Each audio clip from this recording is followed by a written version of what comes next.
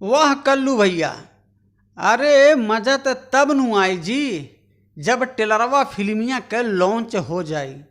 त रउआ लोगन के आज है वीडियो में आपके हई गरीब छोट भाई बतावे के खातिर आ गइल बा कि भोजपुरी के जवन सुपरस्टार बाटे कल्लू जी, तो उन्हीं के फिल्मिया के एगो टेलर लॉन्च होखे वाला बा और वही के अपडेट रउआ लोगन तक पहुँचावे के कोशिश कर रहल बानी।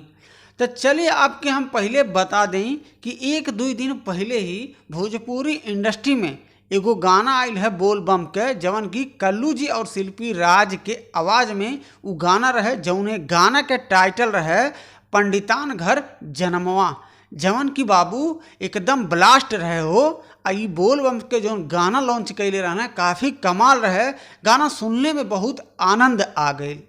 तो रउआ लोगन के वीडियो हम खास करके बता दें कि भोजपुरी के सुपरस्टार जवन कल्लू जी बाटे उन्हीं के एगो फिल्म बा।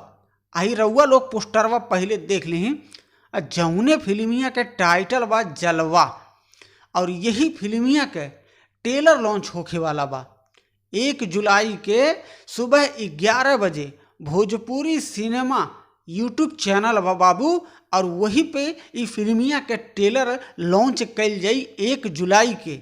और ई फिल्म के निर्माता बाटे लोकेश मिश्रा जी और निर्देशक यानी कि फिल्म के जौन डायरेक्टर बाटे सुजीत कुमार सिंह जी।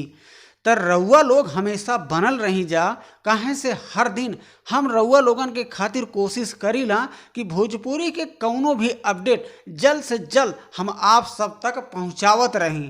तो वीडियो पसंद आ गई बा बाबू तो वीडियो के लाइक जरूर कर दी जा, और चैनलवा पे रउआ लोग नए बाटी तो सब्सक्राइब करके बेल आइकन घंटिया के जरूर दबा दी जा।